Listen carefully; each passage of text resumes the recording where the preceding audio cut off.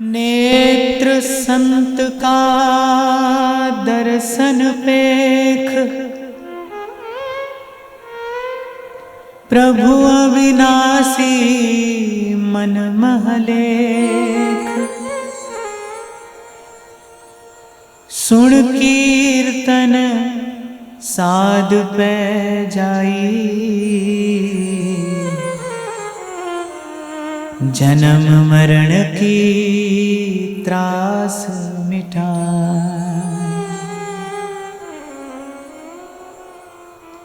चरण कमल ठाकुर उरधार, दुर्लभ देह नानक निस्तार।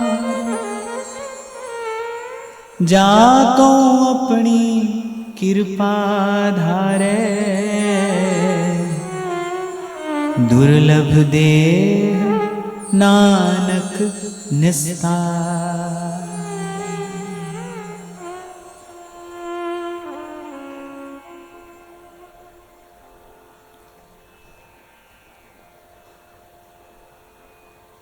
मैं आज ही सुबह बैठा विचार कर रहा था कि श्री गोस्वामी जी मानस में कहते हैं कि मनुष्य का स्वभाव कैसा है। कभी काल को दोष देता है, कभी कर्म को दोष देता है, कभी ईश्वर को ही दोष देता है। काल ही कर्म ही ईश्वर ही मिथ्या दोष लगाए।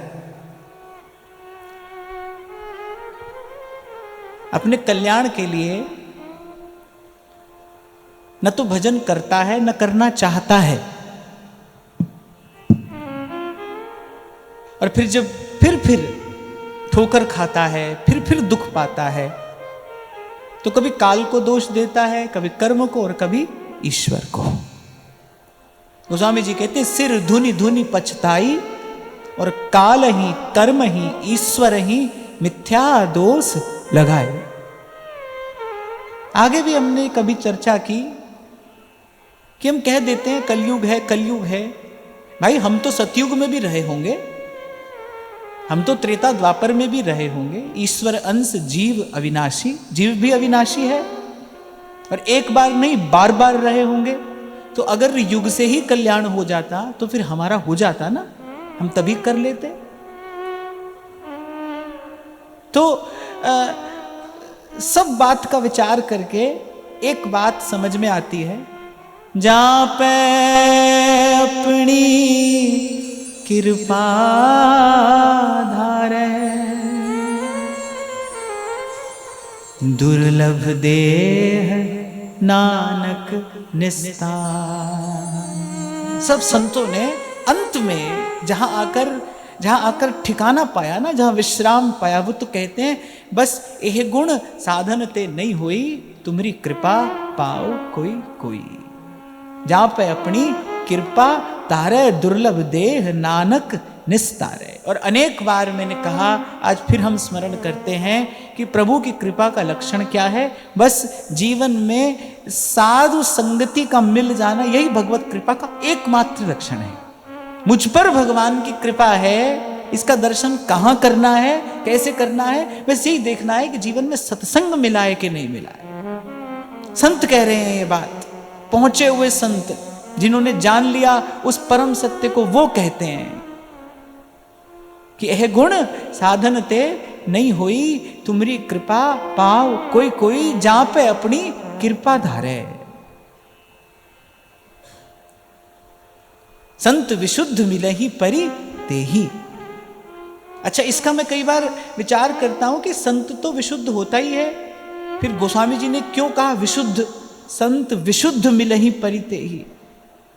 इस बार इसी बात पर हमने अनेक बार चर्चा की, हम चर्चा करते हुए आ रहे हैं कि संत वही, गुरु वही जो आवागमन से मुक्त कर दे। उसके अतिरिक्त बाकी जो कुछ है भाई, वो तो जीव अपने कर्म से प्रारब्ध से पा ही लेगा।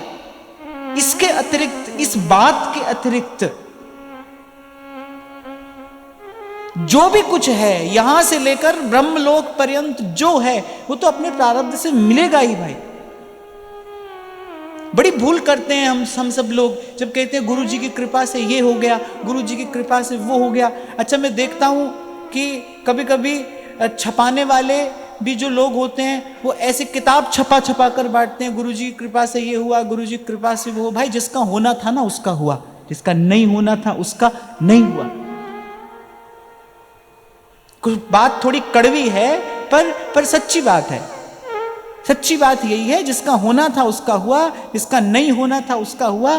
साधु संत इस काम के लिए जीवन में आते ही नहीं भाई, ये साधु संत का काम ही नहीं है। संत का तो जीवन में एक ही काम है, साधु सोई जो हरि जपावे। कैसे भी करके येन केन प्रकार जो भजन में लगा दे, जो भजन करा दे, जो जीवन में भजन का आरंभ करा दे। साधु सोई जो हरि जपावे और साधु सोई जो विषय छुड़ावे। प्यार से छोड़ो तो प्यार से छुड़ा देगा, मार से छोड़ोगे तो मार से छुड़ाएगा, पर छुड़ाएगा छुड़ाएगा। जैसे जो अध्यापक होता है ना, शिक्षक होता है, जो कुछ बालक प्यार से पढ़ लेते हैं, कुछ मार से पढ़ते हैं, पर वो तो सबको पढ़ाता है ना। अब आज तो समय और आ गया। पहले एक समय होता था जब शिक्षक ही होता था, वो संकल्प करके जाता था कि भाई मुझे शिक्षित करना है। आज तो परिस्थितियां बदल गई, शिक्षा के क्षेत्र में बहुत विकृतियां आ गई, पर एक समय था जब बड़ा आदर होता था शिक्षक का। वो जब प्रवेश करता था विद्यालय में तो एक संकल्प के साथ प्रवेश करता था। साल 2 साल पहले मुझे एक स्कूल में अध्यापकों से बात करने का अवसर मिला, तो मैं संवाद कर रहा था उनसे, तो वो कह रहे थे आजकल बच्चे ऐसे हो गए, आजकल बच्चे ऐसे हो गए। मैंने कहा आजकल अध्यापक भी तो ऐसे हो गए भाई। मुझे याद है कि स्कूल के बाहर स्तंभ पर लिखा रहता था, शिक्षार्थ आइए सेवार्थ जाइए। ऐसा लिखा रहता था, स्कूल के मुख्य द्वार पर लिखा रहता था, शिक्षार्थ आइए सेवार्थ जाइए। तो मैंने अध्यापकों से कहा, मैंने कहा आपको लगता है ना कि आज जो विद्यार्थी हैं, जो शिक्षक हैं, जो स्टूडेंट हैं, वो पहले जैसे नहीं है, अब वो सेवा नहीं करते। मैंने कहा यदि आप चाहते हैं ना, आप यदि ये चाहते हैं कि बालक शिक्षार्थ आए और सेवार्थ जाए, तो पहले आपको विद्यालय में सेवार्थ आना पड़ेगा। आप सेवार्थ आएंगे तो फिर जो वो विद्यार्थी है वो शिक्षार्थ आएगा और फिर सेवार्थ जाएगा। सेवा के बीज से ही तो सेवा का फल आएगा। बीज में सेवा होगी तो फल में सेवा आएगी।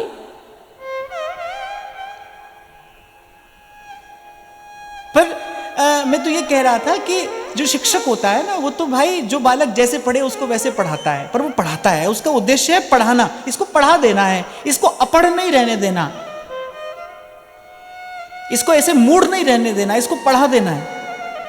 तो ऐसे गुरु है, ऐसे संत है, कोई प्यार से जपे तो प्यार से जपाएगा, मार से जपे तो मार से जपाएगा, पर जपाएगा, किसी ना किसी प्रकार से भजन में लगाएगा। उसका और कोई काम नहीं भाई,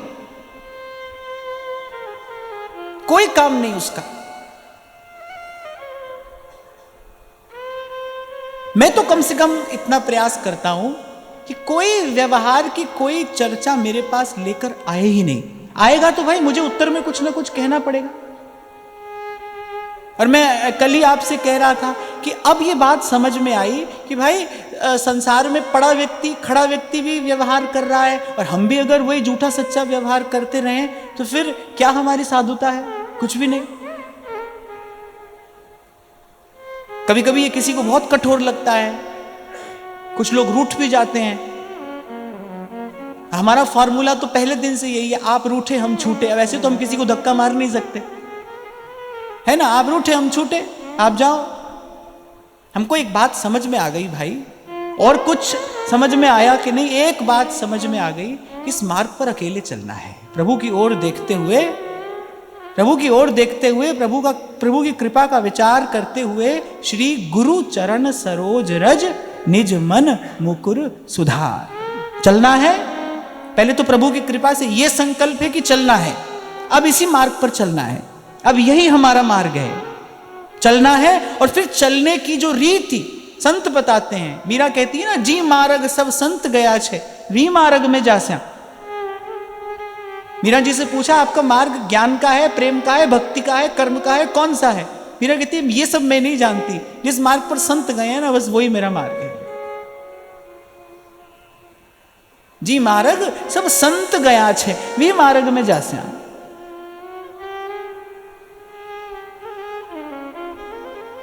बड़ी देर बाद ये समझ आती है भाई क्यों मिला है जीवन में संत।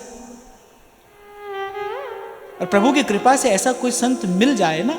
हमारे बाबा बार बार कहते थे, बोले बेटा सारा संसार है अपना रंग दिखाने को, अपनी प्रतिभा दिखानी हो, अपना रंग जमाना हो तो सारा संसार पड़ा है।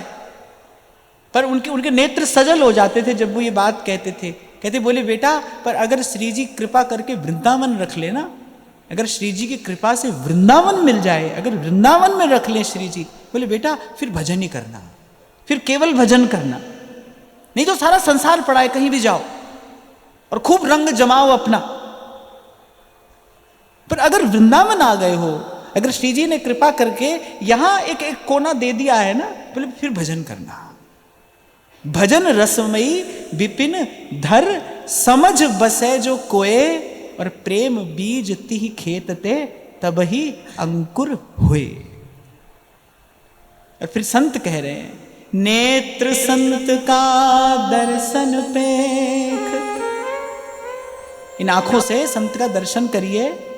प्रभु अविनाशी मन महलेख, कहने संत के दर्शन का फल क्या है? बाहर संत का दर्शन करोगे, भीतर भीतर उसका दर्शन होगा। कबीर कहते हैं ना, दर्शन कीजिए साधु का साहेब आवे याद। वो उस दिन में गुनगुना रहा था ना, सुनता है गुरु ज्ञानी, सुनता है गुरु ज्ञानी,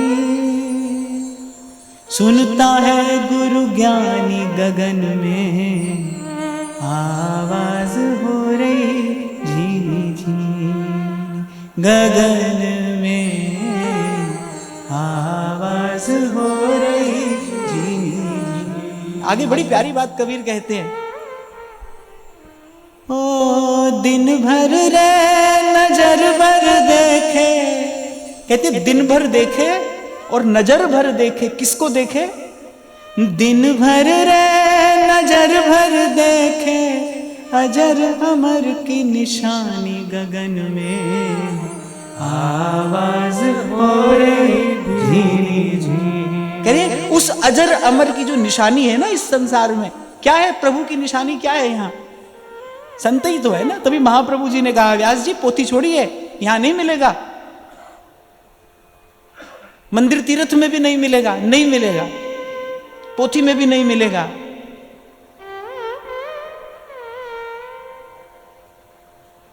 ये बड़ा गौरवशाली शब्द है जो महाप्रभु जी ने आरंभ में कहा ना, यह जिए जान।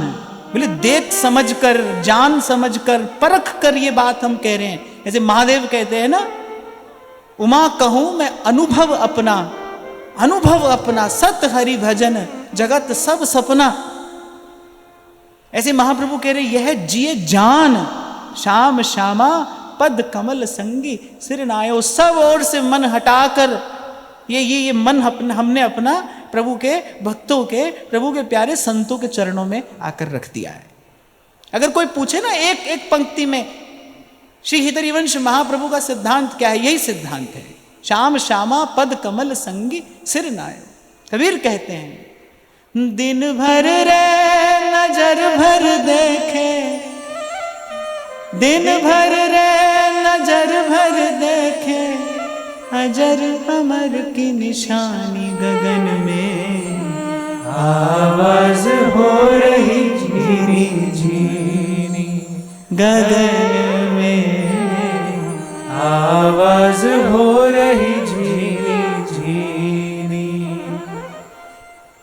दो निशानियां हैं, आपने बताया संत, फिर दो निशानी है प्रभु की। यहाँ हम जैसे कभी कहते हैं ना किसी का नाम निशान, ऐसे प्रभु की जो दो निशानी है, एक उसका नाम और एक उसके संत।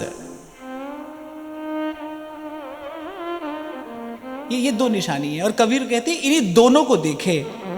कई बार कहता हूं ना मैं आपसे, हरि नाम से नेह पले तो पालिए, सेवा में ये देह गले तो गाली।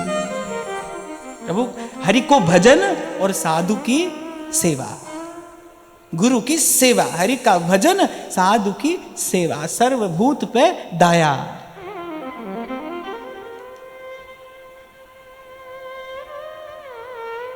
तो कबीर कह रहे दिन भर देखे और नजर भर देखे।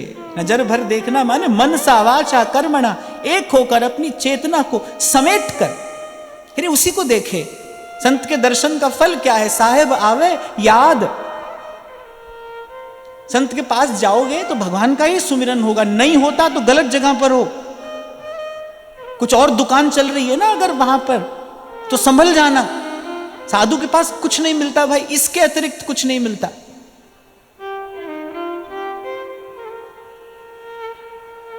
अभी 2-3 दिन पहले ही, मैंने पढ़ा नहीं क्योंकि मुझे आवश्यकता नहीं लगी, किसी ने बहुत लंबा पत्र लिख कर दिया था कि ऐसे हुआ, ऐसे हम आए, बड़े कष्ट में थे, आपकी कथा सुनी, काम बन गया। उनका तुक्का लग गया होगा।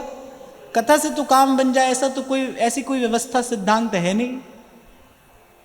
यहां तो एक ही काम बनता है, वो जो जन्म जन्म का बिगड़ा काम है ना, यहां तो बस वो बनेगा और कुछ नहीं भाई।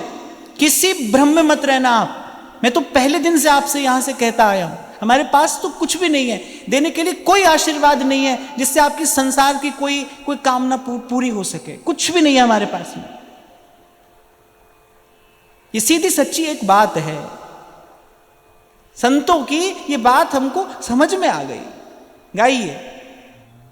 ओ दिन भर रे नजर भर देखे, दिन भर रे नजर भर देखे, अजर अमर की निशानी गगन में आवाज हो रही धीरे धीरे, गगन में आवाज हो रही धीरे धीरे, गगन में आवाज हो रही धीरे धीरे।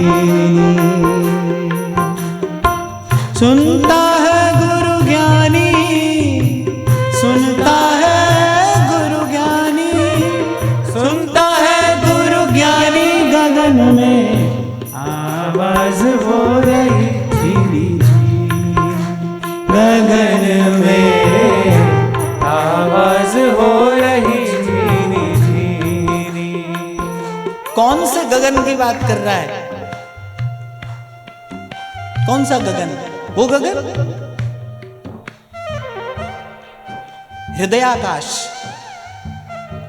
जो वेदांती लोग हैं ना वो समझते हैं इसको, हृदय को भी इसको हृदयाकाश कहते हैं। हमारे भीतर जो है ना ये घटाकाश, हृदयाकाश, इस आकाश की बात हो रही है। यहां झीनी झीनी आवाज आती है और जो ज्ञानी है वो यही सुन रहा है।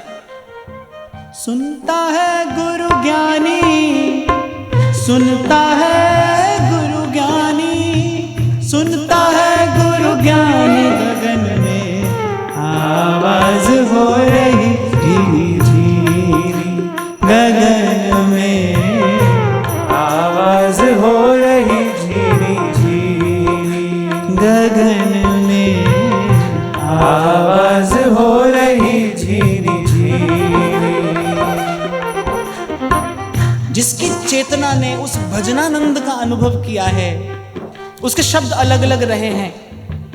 मीरा कह रही है, बिन करताल पखावज बाजे, रोम रोम रणकार रे, बिन सुर राग छतीसों गावे। ऐसा मीरा जी कहती हैं। नानक कहते हैं, नाम खुमारी नान का चढ़ी रहे दिन रात। सेवक जी कह रहे हैं, मन क्रम वचन कहूं नित तेरे, श्री हरिवंश प्राण धन मेरे। श्री हरिवंश, श्री हरिवंश कह रहे जिस मार्ग से होकर आए सेवक जी, जड़ चेतन सबको हितमय कर दिया। बड़ी अद्भुत घटना घटी जब श्री सेवक जी महाराज ने मंदिर में प्रवेश किया। श्री वनचंद्र महाप्रभु श्री जी की सेवा में थे। वनचंद्र महाप्रभु ने प्रत्यक्ष अनुभव किया। नेत्रों की चलन, श्री राधा वल्लभ लाल के नेत्रों की चलन, कैसे राधा वल्लभ लाल श्री सेवक जी का दर्शन कर रहे हैं। झनकृत हो गया पूरा पूरा मंदिर। जब श्री सेवक जी महाराज ने मंदिर में प्रवेश किया। तभी तो मैं कहता हूं भाई, न कहिए किसी को, न कहिए कुछ, न कहिए आप भजन करते हो, कैसा करते हो, कितना करते हो। कुछ दिन पहले मुझसे एक व्यक्ति मिले जयपुर में। उन्होंने कहा थोड़ा भजन हो रहा है आजकल, भजन थोड़ा हो रहा है। मैंने कहा भजन कभी अधिक भी होता है? भजन तो कभी अधिक होता ही नहीं, भजन तो जितना हो थोड़ा ही है। पर मैं कहता हूं कि जब होगा ना भजन, अरे सृष्टि के कण कण में हलचल होती है।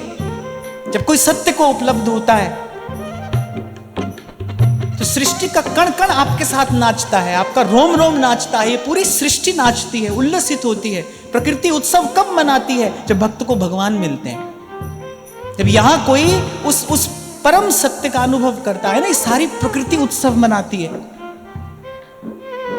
वसुंधरा पुण्यवती च तेन कुलम पवित्रम जननी कृतार्था वसुंधरा पुण्यवती च तेन। इसलिए कहिए नहीं, खबर पड़ेगी, सबको खबर पड़ेगी, दूर तक जाएगी ये खुशबू। पर उसे प्रकट होने दीजिए। धीरज रखना, धीरज रखना। और युक्ति यही बता रहे हैं संत, यही जुगत दे रहे हैं, ले लीजिए।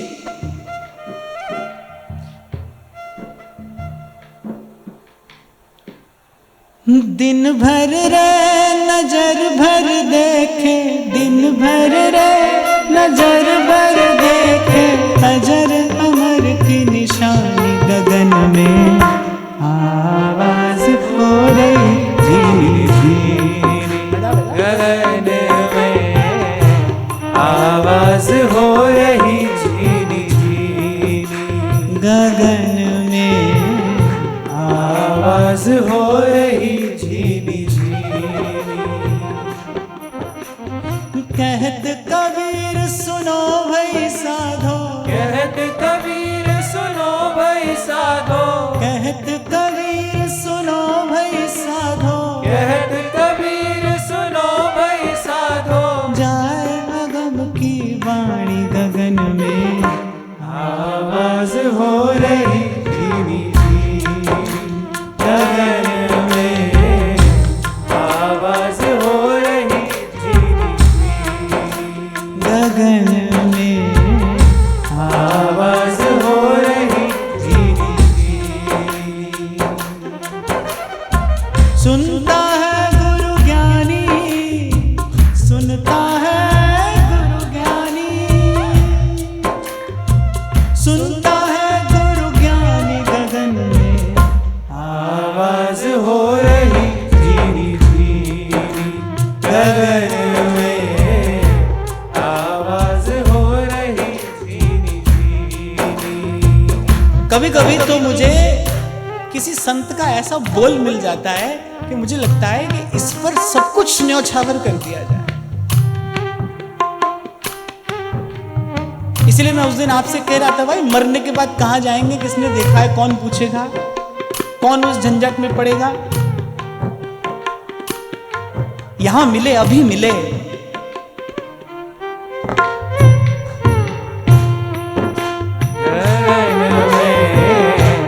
आवाज हो रही झीनी झीनी। अब देखो, यहां तो जितनी देर के लिए आप बैठे हो, आप सब ज्ञानी हो, है ना। ये उठापटक भी होती रहेगी, ये होती रहेगी, अंत तक होती रहेगी। पर कबीर कह रहे ज्ञानी कौन है? जो ये इस सब से अपना मन हटाकर, ये व्यास जी ने कहा ना, बैठी रहूं कुंजन के कोने। वो जो कोना है ना, कुंजन के कोने, बस श्याम राधिका गाऊं। यही बात व्यास जी कह रहे हैं, बैठी रहूं कुंजन के कोने, श्याम राधिका गाऊं। मैंने कहा ना, इन सब संतों के शब्द अलग अलग हैं, पर बात एक ही कह रहे हैं, एक ही बात। वही बात कबीर कहते, वही बात व्यास जी ने कही कि तेरे चरणन की रज पाऊं किशोरी, बस बैठी रहूं कुंजन के कोने और श्याम राधिका गाऊं। दिन भर रे नजर भर देखे, दिन भर रे नजर भर देखे, दिन भर रे नजर भर देखे, दिन भर रे नजर भर देखे। अजर अमर की निशानी गगन में आवाज हो रही जी जी, गगन में आवाज हो रही झीरी झीरी, गगन में आवाज हो रही झीरी झीरी। कहत कबीर सुनो भाई साधो, कहत कबीर सुनो भाई साधो, कहत कबीर सुनो भाई साधो, कहत कबीर सुनो भाई साधो। जाए अगम की वाणी गगन में आवाज हो रही धीमी धीमी, गगन में आवाज हो रही धीरी धीरी, गगन में आवाज हो रही धीरी धीरी। पहले भी शायद कभी मैंने इस बात पर चर्चा की थी। एक बड़े नामनिष्ठ संत के मुख से मैंने सुना था कि आरंभ करिए नाम के गान से।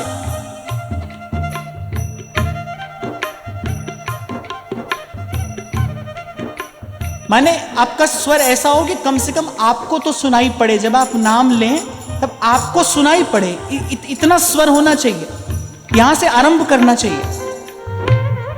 बड़े अद्भुत नामनिष्ठ संत, उनकी अनुमति होती तो मैं उनका नाम लेता,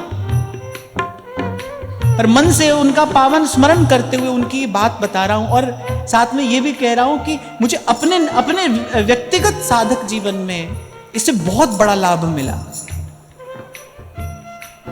कभी कभी सहज में मन लग जाता है भजन में, कभी कभी तो ऐसा मन होता है कि कहीं पर भी आप कुछ भी करते हो पर मन की स्थिति भजन में ही होती है। कभी कभी तो व्यवहार में भी भजन हो रहा होता है और कभी कभी भजन में भी भजन नहीं हो रहा होता। तो जब कभी ऐसी स्थिति हो जाए ना, जब लगे मन बहुत अस्थिर हो रहा है, तो फिर जप के स्थान पर गान करना चाहिए। नाम का गान करिए, नाम को गाइए। और न गा पाए तो कम से कम इस विधि तो उच्चारण करिए कि नाम आपको सुनाई पड़े। और कहते इससे थोड़ा आगे चलेंगे, फिर उपांशु जप है। उपांशु जप में क्या होता है, ओठ हिलते हैं धीरे धीरे। इसके बाद की स्थिति क्या है, वो मानसिक जप है। जब ओठ भी नहीं हिलेंगे, जब जिह्वा हिलेगी नहीं, जब मन जपेगा, उसे मानसिक जप कहते हैं। और जैसे जैसे उत्तरोत्तर आप इस दिशा में बढ़ते जाएंगे, आप देखेंगे आपकी चेतना स्थिर होती जा रही है, जिसको आपकी भाषा में मन का टिकना कहते हैं। मन टिकता जा रहा है, मन की चंचलता समाप्त होती जा रही है। मानसिक जप की स्थिति में पहुंच जाने के बाद आपकी चेतना लगभग स्थिर हो जाती है, लगभग स्थिर हो जाती है। मैंने फिर बाहर की अनुकूलता प्रतिकूलता बहुत अधिक प्रभावित नहीं करते। और फिर इसके बाद की जो पूर्ण परिपक्व अवस्था है, जिसको अजपा जप कहते हैं, जिसकी बात कबीर कह रहा है। सुनता है गुरु ज्ञानी, सुनता है गुरु ज्ञानी। जब आप जप कर नहीं रहे, जब हो रहा है, आप तो सुन रहे हैं।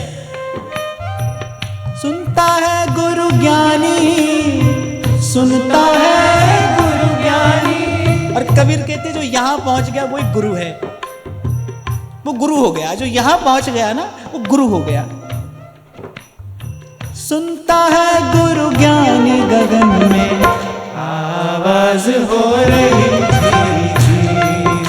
गगन में आवाज हो रही धीरी धीरी, गगन में आवाज हो रही धीरी धीरी।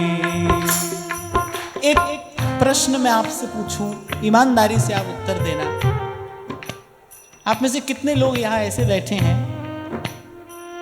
जिनको ये पंक्तियां गाते गाते एक झलक तो उस आनंद की मिल ही जाती है। बस ऐसे ही गाते गाते एक आनंद की अनुभूति तो हो ही जाती है ना। मैं कल यही तो कह रहा था, भाई हम तो बड़ी दूर खड़े हैं, अभी हम तो बड़ी दूर से खड़े इनको देख रहे हैं, इन संतों का दर्शन कर रहे हैं, पर इन संतों के दर्शन का फल क्या है? नेत्र संतन का दर्शन पेख, और प्रभु अविनाशी मन में लेख।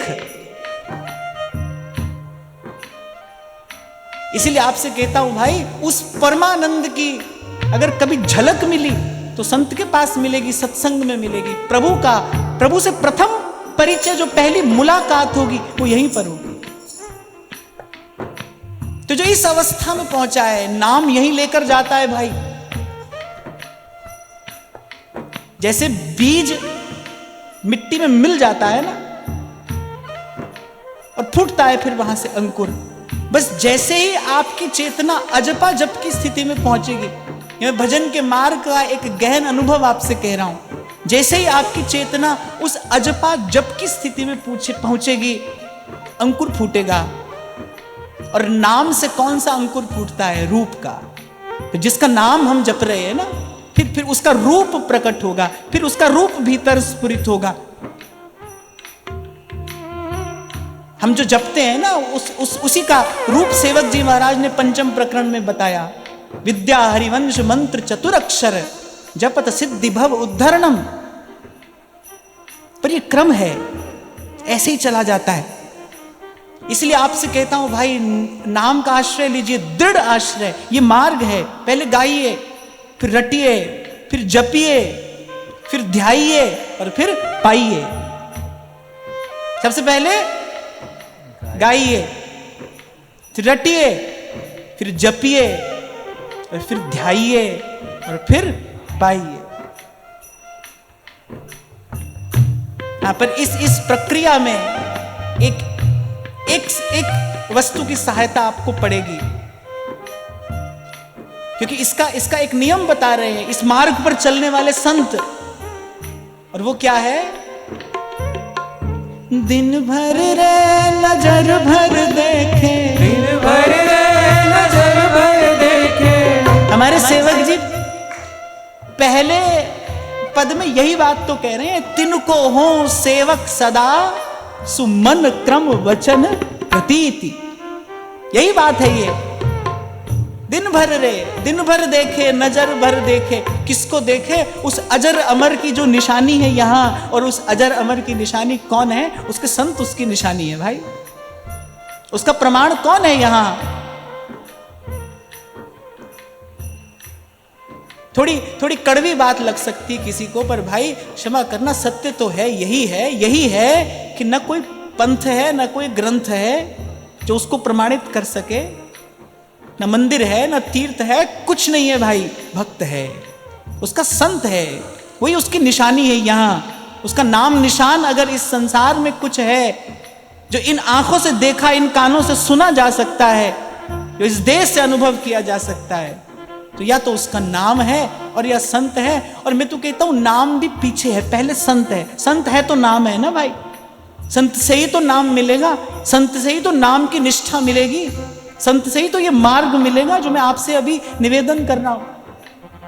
तो पहले गाइए, फिर रटिए, फिर जपिए, फिर ध्याइए और फिर पाइए।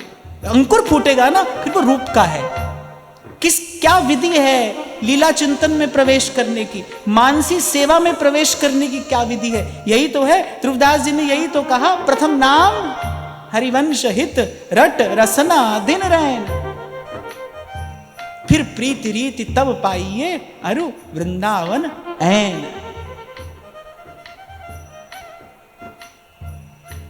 कौन सी अवस्था में आप इस समय हैं, ये आप देखना। पर मैंने ये क्रम बताया, मैं हूं, आप हो, कोई भी हो, यही क्रम है। पहले रटिएगा नाम, फिर उपांशु जप। ये कब होगा? जब सिमट जाएगी आपकी चेतना, थोड़ी सिमट जाएगी, जब मन के संकल्प विकल्प कम हो जाएंगे, उनकी तीव्रता कम हो जाएगी, विचारों का आना जाना कम हो जाएगा, बहुत कम। थोड़ा और आगे पहुंचोगे, थोड़ा और आगे पहुंचोगे, तो फिर मानसी जप है। जो शांति का प्रथम अनुभव है वो ध्यान से सुनना, जो शांति का प्रथम अनुभव है वो इसी अवस्था में पहुंच जाने पर है, शांति। और फिर उसके आगे वो खड़ा है। सुनता है गुरु ज्ञानी, सुनता है गुरु ज्ञानी, सुनता है गुरु ज्ञानी, गगन में आवाज हो रही धीरी, गगन में आवाज हो रही धीरी, गगन में आवाज हो रही धीरी। समाधि में जो बोल रहा है, प्रेम समाधि में, भाव समाधि में, उसका शब्द उस समाधि तक ले जाने वाला है। हम श्रीमद् भागवत की चर्चा कर रहे हैं। श्रीमद् भागवत समाधि भाषा का ग्रंथ है। महर्षि वेदव्यास समाधि में है, जहां कोई आदि व्याधि उपाधि नहीं है, समाधि में। इसीलिए वो वहीं ले जाने वाली है। वो जो कथा है, वो जो गाथा है, वो जो चर्चा है, वो वहीं ले जाने वाली है। रोम रोम में भगवत प्रेम, भगवत भाव भरकर इन संतों ने गाया है। और इस संसार में क्या अमृत है भाई? कहां है अमृत? यही है। श्री व्यास जी ने कहा ना, यही परम पद है, यही अमृत है, जो संतों की वाणी रूपी इस कुंभ में छिपा है। यही अमृत है।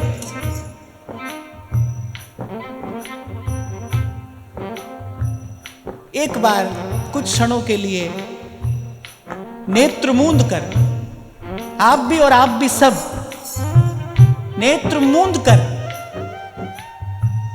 और बस केवल गाइए, दिन भर रे नजर भर देखे, दिन भर रे नजर भर देखे, दिन भर रे नजर भर देखे, दिन भर रे नजर भर देखे, अजर अमर की निशानी गगन में आवाज हो रही धीरी, गगन में आवाज हो रही गगन में आवाज हो रही धीरी। कहत कबीर सुनो भाई साधो, कहत कबीर सुनो भाई साधो, कहत कबीर सुनो भाई साधो, कहत कबीर सुनो भाई साधो, जाए अगम की वाणी गगन में आवाज हो रही, गगन में आवाज हो रही गगन में आवाज हो रही धीरी धीरी। यहां तो मैं यहां बैठा हूं ना, तो इस समय की मर्यादा भी है और मुझे ये चर्चा भी आगे बढ़ानी है। पर ऐसी बहुत निजी बात बता रहा हूं, पर्सनल। अगर कभी घर में मुझे ऐसी कोई सुध आ जाए तो मैं दिन भर गाता हूं, दिन रात गाता हूं, बस गाता ही गाता हूं। सुनता है गुरु ज्ञानी, सुनता है गुरु ज्ञानी, सुनता है गुरु ज्ञानी, सुनता है गुरु ज्ञानी, सुनता है गुरु ज्ञानी, गगन में आवाज हो रही धीरी धीरी, गाई गगन में आवाज हो रही धीरी, गगन में आवाज हो रही धीरी धीरी।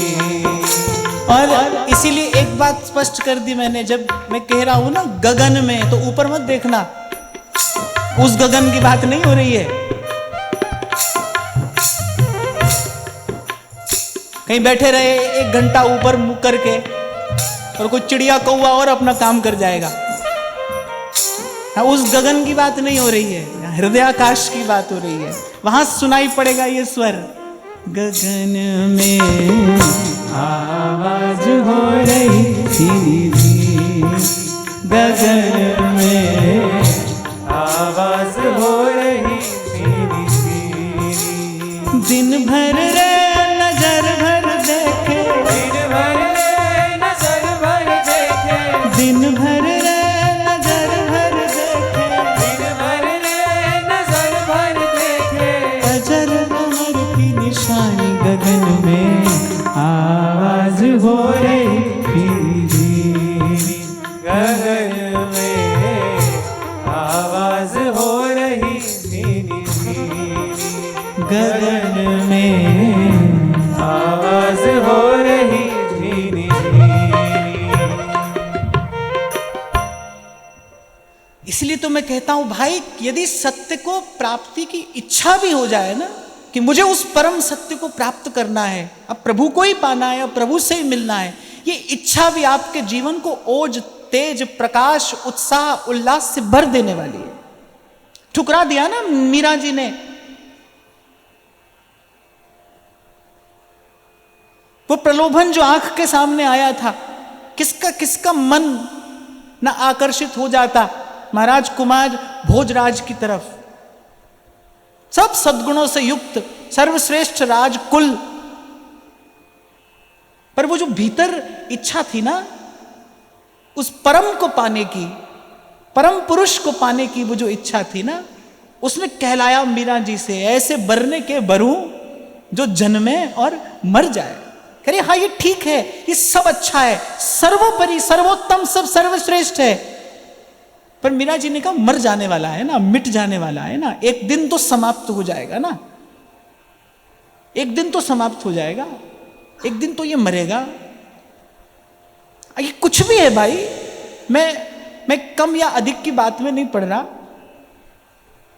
आज पता नहीं किसने यहां लिख कर भेजा है,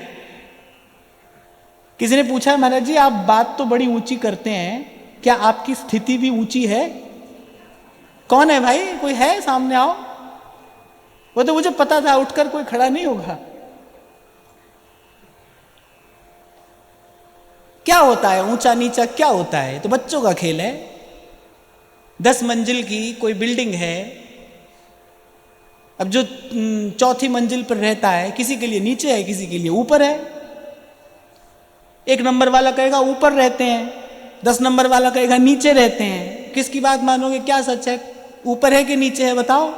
अब आप बोलोगे ऊपर भी है नीचे भी, ऐसा हो सकता है, या तो ऊपर है या नीचे है, बताओ क्या होता है ऊंचा नीचा।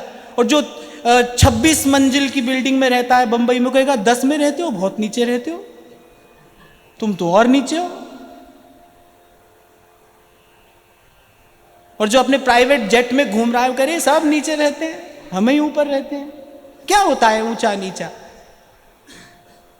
हाँ ये सब बच्चों का खेल है भाई, ये भ्रम है। ये खेल हम बहुत पहले खेल चुके, ऊंचा नीचा, छोटा बड़ा। मैं ना ऊंची बात कहता हूं ना नीची बात कहता हूं, मैं तो सच्ची बात कहता हूं। अब ऊंचे नीचे का हिसाब आप लगाते रहो, ना ऊंची बात है ना नीची बात है, तो सीधी सच्ची बात है, संतों की बात है, सच्ची बात है। और सच भी कैसा है, सत्य भी कैसा है, आद सच जुगाद सच, है भी सच और नानक होसी भी सच। आपको अपने मन की एक बात बताऊं, मैं कोई बहुत भाव प्रधान व्यक्ति नहीं हूं। आप में से बहुत लोगों का तो मैं दर्शन करता हूं, बहुत भावुक लोग हैं, और ये बहुत अच्छी बात है, मानिए ये संपत्ति है, ऐसा हृदय होना बड़ी ऊंची बात है। पर मैं अगर अपने आप को देखूं तो मैं कोई बहुत भाव प्रधान व्यक्ति नहीं हूं। यानी कोई केवल भाव से मुझे यहां से वहां नहीं ले जा सकता। पर महाप्रभु जी की कुछ बातें, उनके कहे हुए कुछ वाक्य वो ऐसे अकाट्य हैं कि वो विवश कर देते हैं आपको नत हो जाने के लिए। वो सिद्धांत ऐसा है कि वो आपको झुकने को बाध्य कर देता है, क्योंकि उससे परे न कोई और भजन न और कोई रस। ये बात सत्य है, ये निष्पक्ष चिंतन है। तो जो जमीन पर खड़ा है ना, उसको लगता है कुछ ऊंचा है कुछ नीचा है। ये खेल समाप्त हो जाता है। कहीं पहुंच जाने के बाद फिर ऊंचा नीचा नहीं रहता, छोटा बड़ा नहीं रहता। कबीर जहां खड़ा होकर बोलता है ना, वो कहता है अरे साईं के सब जीव हैं, कीड़ी कुंजर दोए, छोटा भी उसका है, बड़ा भी उसका है। हालांकि मुझे कहना नहीं था, पर यहां लिखा था, और मुझे यह भी मालूम था कि मैं पूछूंगा किसने लिखा है तो कोई सामने नहीं आएगा, तो क्या लाभ है कहने का। पर प्रसंग आया तो मैंने कह दिया कि क्या ऊंचा नीचा है भाई, ये सीधी सच्ची बात है। और सच भी कैसा है, ये कैसा सत्य है, अखंड सत्य, इसमें कभी कोई परिवर्तन नहीं होगा। जो इन संतों ने कहा वो किसी भी युग किसी भी काल में सत्य है, सत्य है, सत्य है।